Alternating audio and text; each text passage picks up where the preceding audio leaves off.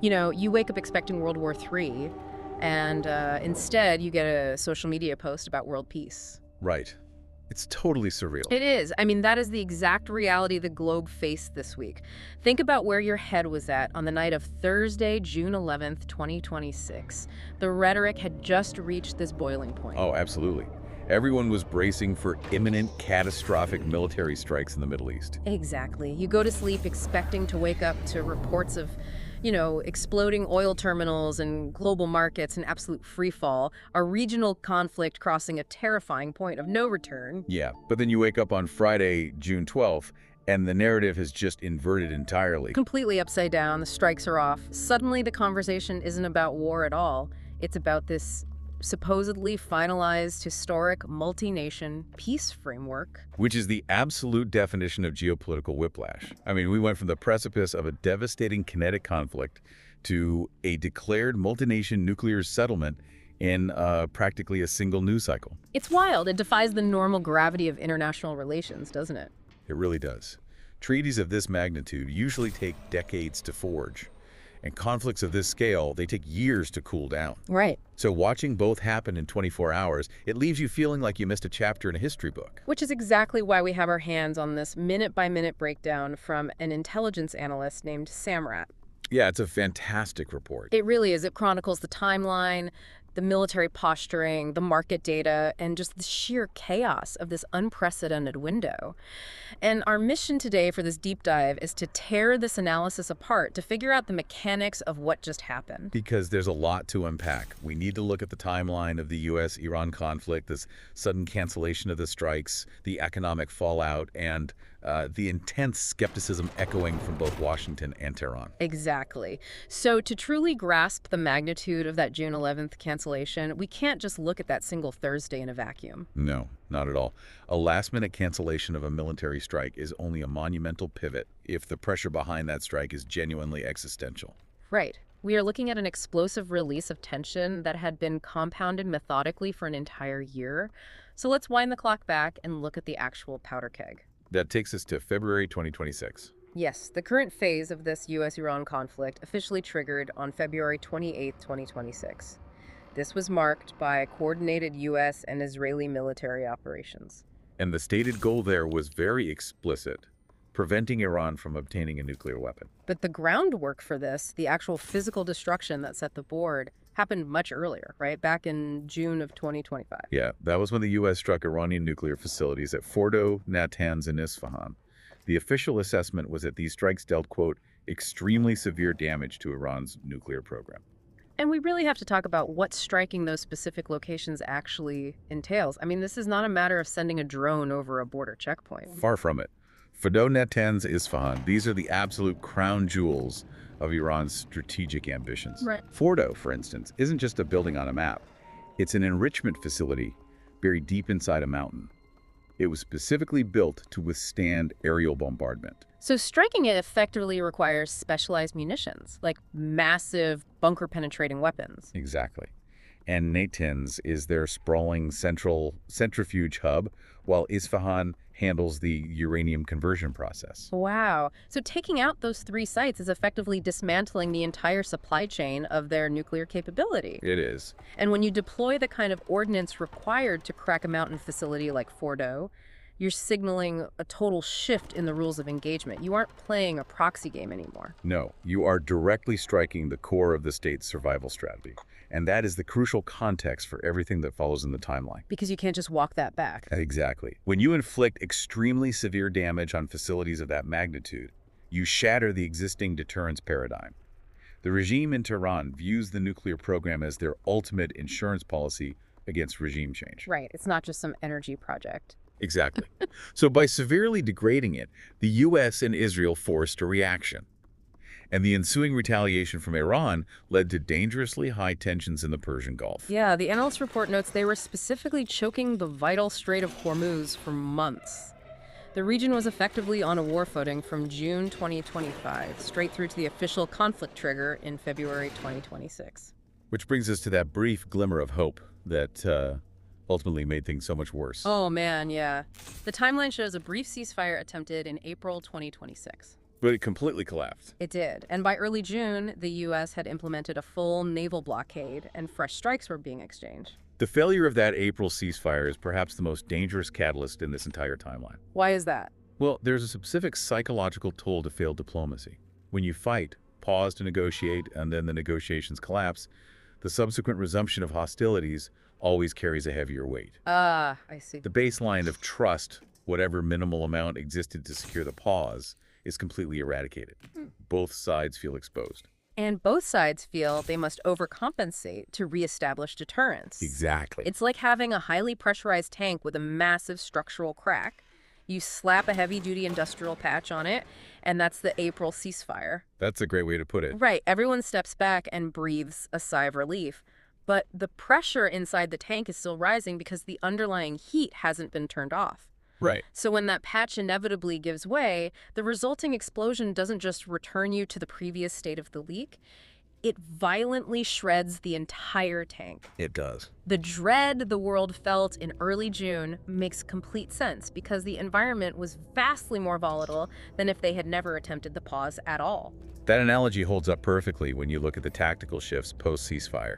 I mean, the U.S. didn't just resume sporadic strikes. They instituted a naval blockade. And a naval blockade is a fundamentally different animal than an airstrike, isn't it? Entirely different. An airstrike is an event. A blockade is a condition. It is a slow, methodical strangulation of a nation's economy and military logistics. Because it requires an armada of warships actively policing international and territorial waters, boarding vessels, turning away commerce. Exactly. It is an act of war that constantly flirts with accidental escalation. I mean, every single time a ship approaches the perimeter, something could go wrong. So we have a year of methodical, compounding escalation. The most fortified physical anchors of the Iranian nuclear program have been severely damaged. Yes. The waterways are physically blocked by U.S. warships. Diplomacy has failed on the global stage, and both sides are actively trading fresh kinetic strikes. That is the environment as the sun rises on the morning of Thursday, June 11th. We have a year of dread that is about to peak in a spectacular way. Which takes us right into the 24-hour whiplash, because Thursday morning begins with maximum brinksmanship. Total brinksmanship. President Trump utilizes social media to post incredibly aggressive threats, warning that the U.S. military is going to hit Iran very hard tonight. But the terror of that morning wasn't just driven by broad rhetoric, was it? No, it was driven by the specific target named. The threat was focused squarely on seizing or destroying Karg Island. Right. And if you don't follow the granular logistics of the global energy trade, Karg Island just sounds like a dot on a map in the Persian Gulf. Sure. But Samrat's analysis points out a terrifying statistic. This single island handles roughly 90% of Iran's crude oil exports. 90%. Yeah. I mean, to understand the gravity of Thursday morning, you have to understand the mechanics of Karg Island. Break that down for us. It sits about 15 miles off the Iranian coast, and it is essentially an enormous floating gas station for the largest ships on Earth. Wow. It features massive onshore storage tanks and complex sea island terminals capable of berthing very large crude carriers, supertankers. And the infrastructure there, the massive pumping stations, the undersea pipelines connecting it to the mainland oil fields, that takes decades to build and calibrate. Decades. So threatening Karg Island isn't just a military maneuver, it's an economic death sentence. Because if you neutralize that island, you don't just temporarily pause their revenue stream, you blow up the plumbing. Right. You take 90% of a nation's export capacity completely offline in an afternoon. You're turning off the financial lifeblood of a country of nearly 90 million people. Which represents a total existential threat to the Iranian state. Absolutely. An economy under severe sanctions relies entirely on whatever crude it can export through gray channels. And Karg is the bottleneck for all of it. Right. If the U.S. military destroys the loading arms and the storage farms, Iran cannot simply rebuild them while under a naval blockade. The regime would face catastrophic internal economic collapse almost instantly. And the Iranian military leadership clearly understood the finality of that threat. I mean, General Reza issued an incredibly stark public warning regarding Karg Island. He did. He stated, if you come, you will not return alive. And the Iranian Defense Ministry backed that up too. They promised a, quote, decisive, regret-inducing response far beyond the enemy's expectations. So we are looking at two militaries explicitly promising total destruction over a 15-mile stretch of rock. And this wasn't just a war of words playing out in the press, right? The rhetoric was matched by tangible, high-level physical movements in Washington. Yes, the timeline notes that Defense Secretary Hegseth and the chairman of the Joint Chiefs of Staff, General Dan Kane, traveled to the White House to discuss military options with the president. Seeing the Joint Chiefs physically mobilized to the White House war room gave me absolute chills when reading this timeline. Oh, it's terrifying. Yeah. That's not a press release. That is the functional machinery of war shifting into the drive position. Exactly. When the defense secretary and the highest-ranking military officer in the country lock themselves in the White House just hours before a promised evening strike, you have to assume the planes are literally fueled on the runway. The targeting packages are locked in. It certainly presents the ultimate display of imminent kinetic action. Right. But mobilizing the top military brass serves a dual purpose in modern statecraft. House. Well, yes, it prepares the necessary command and control architecture to execute a strike. But equally importantly, it is the ultimate psychological weapon in a transparent world. Ah, I see. Because the administration knows that satellite imagery, foreign intelligence, and global media are tracking Hegseth and Kane's movement. Exactly. You're sending an undeniable physical signal to Tehran that the hammer is raised and the safety is off. So by late Thursday afternoon, the war rooms in Washington and Tehran are fully mobilized. The global energy markets are sweating bullets. The world is quite literally bracing for imminent mass casualties. In economic shockwaves that would alter the trajectory of the decade. And then the sudden reversal. The hammer doesn't fall, the planes don't launch. No. Instead, President Trump abruptly cancels the strikes via a post on Truth Social. The contrast is genuinely staggering. Yeah. You have the most intense physical brinksmanship imaginable. Warships holding a blockade, nuclear facilities in ruins, top generals gathering, all of it suddenly neutralized by a text message. A digital message broadcast directly to the public. It's a surreal juxtaposition. Very surreal. But that cancellation message wasn't just a, we're standing down to reassess notification. It came packaged with massive historic claims of a finalized peace framework. Yes, what Trump referred to as the Great Settlement. Right. Let's look at the anatomy of this great settlement because the details provided are incredibly sweeping. The central claim in the social media post was that discussions had reached the, quote, highest level of Iranian leadership and approved. The premise being that this direct approval from the apex of Iran's power structure was the sole reason the evening bombings were canceled. Exactly. But the claims go far beyond a bilateral understanding between Washington and Tehran. Yeah, the analysis outlines that this deal is allegedly backed by a massive 12-nation coalition, and the list of nations is staggering. It really is. We're talking about the United States, Israel, Saudi Arabia, the UAE, Qatar, Turkey, Pakistan, Bahrain, Kuwait, Jordan, Egypt, and others. I mean, the geopolitical friction present in just that list of nations is immense. Bringing Israel and Saudi Arabia onto a single framework is a monumental task on its own. Two nations with incredibly complex, traditionally opposed stances, absolutely. But then you add Qatar, which has historically maintained a much more pragmatic, sometimes cooperative relationship with Tehran. Right, they often serve as a back channel. And Turkey, a NATO member with its own distinct regional ambitions and complex border dynamics with Iran.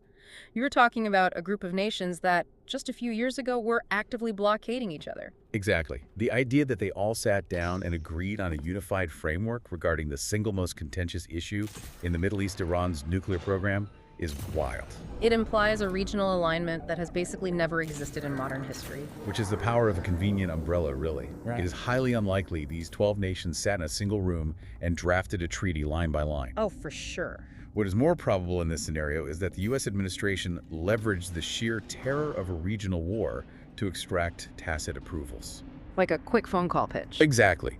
The pitch to Riyadh, Doha, and Ankara might simply have been, if we can force Tehran to guarantee zero enrichment, will you publicly support the framework? Wow. So the coalition serves to isolate Iran completely, demonstrating that even their pragmatic neighbors are aligned with Washington's baseline demand. Right, and Washington's baseline demand seems to be the only thing they care about here. Look at what happened at the Tel rally in Georgia. Trump tells the crowd, I don't know if you heard, but we ended the war with Iran today. Yeah. He explicitly states that Iran agreed never to have a nuclear weapon, and then adds this fascinating caveat, that was 95% of it. That 95% quote is incredibly revealing.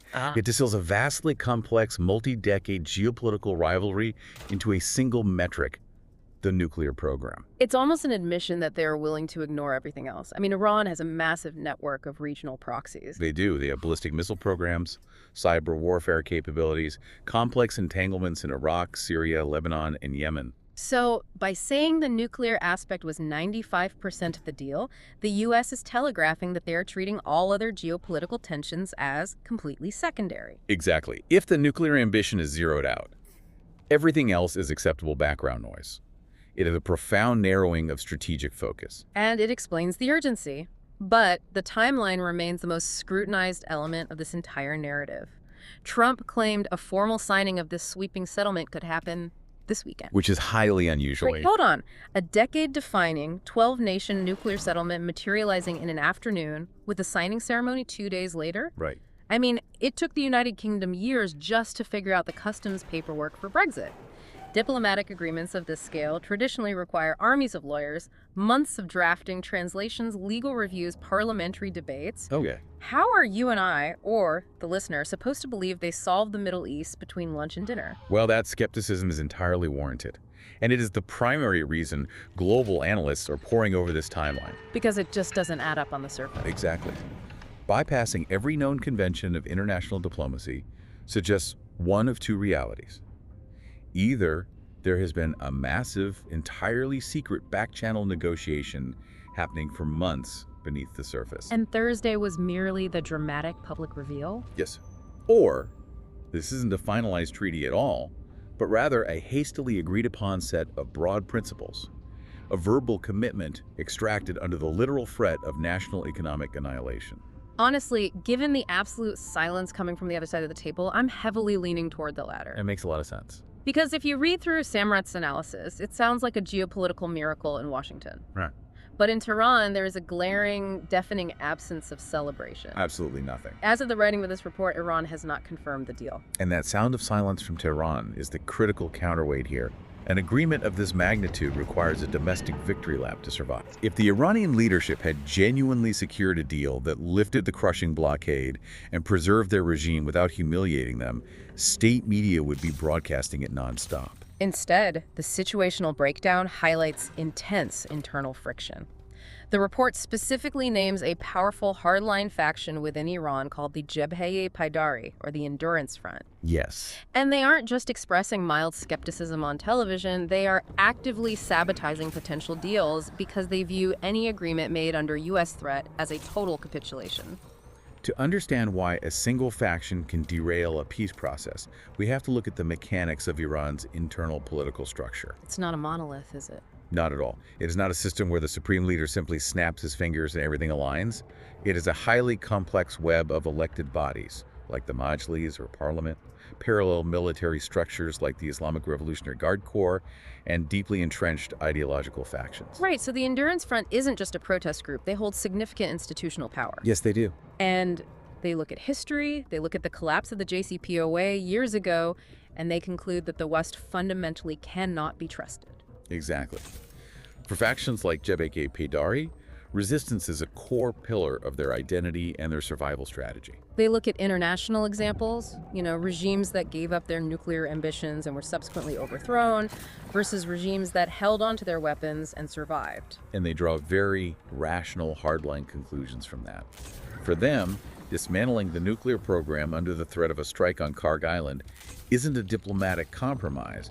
It is a surrender of national sovereignty. Wow. The fact that this faction wields enough power to potentially veto or stall an agreement approved by the highest level of leadership illustrates the immense internal roadblock this deal faces. The dynamic here is just fascinating. It's like watching a heavily publicized corporate merger play out in real time. Whoa, that's a perfect way to describe it. Right. The CEO of Company A is on live television, popping champagne, talking about the brilliant synergies and the finalized paperwork. Meanwhile, Company B hasn't even released a basic press statement. Nothing. In fact, you look through the window of Company B's headquarters, and their board of directors is actively throwing chairs at each other in the conference room over whether they should even take the phone call. It's incredible. One side is projecting absolute finality to the markets, while the other side is paralyzed by internal division. And that paralysis is exactly what fuels the skepticism, not just in Tehran, but domestically within the United States. Yes. The analysis outlines significant political pushback against the administration's narrative, specifically highlighting the perspective of the opposition. And looking at this impartially, which we have to do, we have to examine the core logic of that domestic critique. Yeah, right. You have Trump's declaration that the strategy worked, that maximum pressure and the threat to Kharg Island forced a great settlement and ended the war. But on the flip side, you have House Minority Leader Hakeem Jeffries, who argues the exact opposite. According to the source, he stated, "This war hasn't strengthened America's national security, it's weakened it. Iran is stronger now, and everyone in the world knows it." The logic underpinning that critique is rooted in the concept of forced resilience. Forced resilience. Explain that. Well, the argument is that the methodical, compounding escalation we discussed, the strikes on Fordo, the failed ceasefires, the constant brinksmanship, actually inadvertently fortifies the adversary over the long term. So it's the geopolitical version of what doesn't kill you makes you stronger. Exactly. If you constantly push a nation to the absolute edge of economic and military ruin, but you never actually finish the job, you force them to build a system that can survive on the edge. Precisely. The critique suggests that constant maximum pressure forces the adversary to adapt. They build complex workarounds for sanctions. Right, like securing gray market buyers for their oil, independent refineries in Asia, things like that. Yes. And they harden their military infrastructure, burying it deeper under mountains. And crucially, external threats rally domestic support around the hardliners. Marginalizing any moderate voices that might actually want integration with the global economy? Exactly.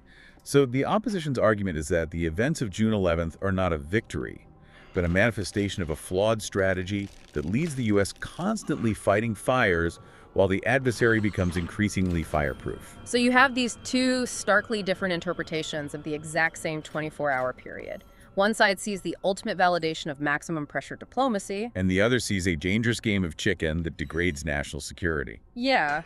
But while the politicians in Washington argue over the strategic merits and the hardliners in Tehran stall the paperwork, there is one global entity that absolutely does not care about the politics. Right. And it reacted instantly. The global economy. Exactly. If you want to know what the world actually feared on the morning of Thursday, June 11th, you just have to look at the commodities markets. Let's follow the money here, because the financial markets experienced near instantaneous volatility the moment the cancellation of the strikes hit social media. It was immediate. According to the data, oil prices dropped sharply. U.S. crude fell 2%, settling around $87 per barrel. International Brent crude tumbled about 3%, hitting $90 per barrel. Right.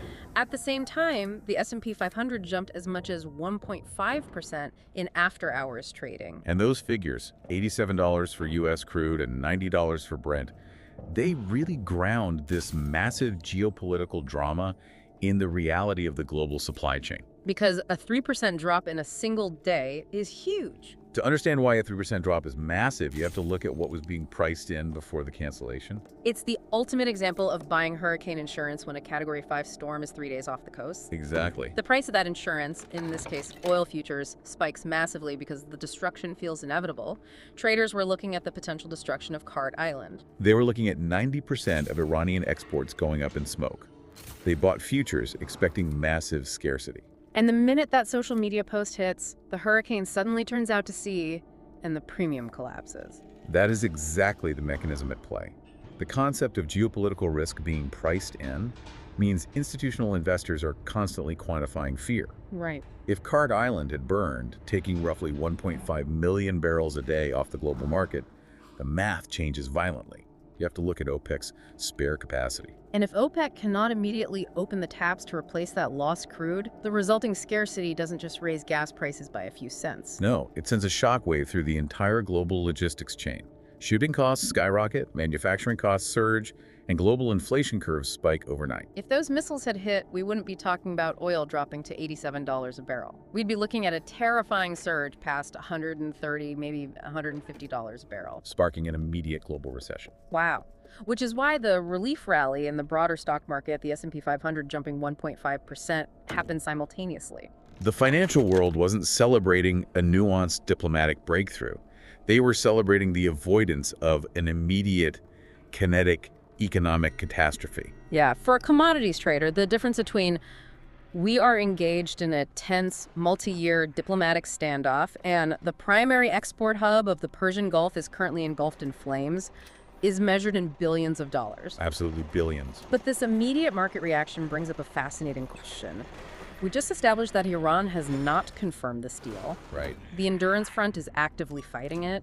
The timeline for a signed treaty is highly suspicious. Did the markets jump the gun? That's the big question. Right. Are they reacting with irrational exuberance to a social media post? Or are they just pricing in the reality that regardless of what happens next Tuesday, the missiles aren't flying tonight? It is almost certainly the latter. The market is pricing in immediate survival, not long-term resolution. The drop in oil prices reflects the removal of immediate kinetic destruction from the equation. That makes sense. However, this immediate market relief, this incredible power to swing global indices with a single cancellation, is exactly why some strategists view this tactic as brilliant, and why others view it as deeply terrifying. Which brings us to the final and perhaps most crucial part of Samrat's analysis. As unprecedented and shocking as this 24-hour whiplash feels to live through, we have actually seen this exact play run before. We have. We have to ask, is this a distinct pattern of behavior, or is this a genuine pivot toward peace? This situational breakdown provides a critical historical anchor for this. It reminds us that this specific cycle issuing threats of imminent catastrophic strikes only to issue last-minute cancellations citing diplomatic progress happened just months prior. Oh, right, in March of 2026. Yes. There was a remarkably similar moment involving planned strikes on Iranian energy targets that were dramatically postponed under similar circumstances. So, impartially weighing the strategic philosophies presented in the text, you have the supporters of this doctrine. They view the events of March and June as proof of concept. Exactly. They see this as a highly effective signature negotiating style. Maximum pressure brought to the absolute breaking point, followed by a sudden offer for a deal. And they point to the reported 12-nation coalition as validation that creating immense, immediate fear forces a stubborn adversary to the table when traditional diplomacy fails. But conversely, the analysis outlines the critic's perspective.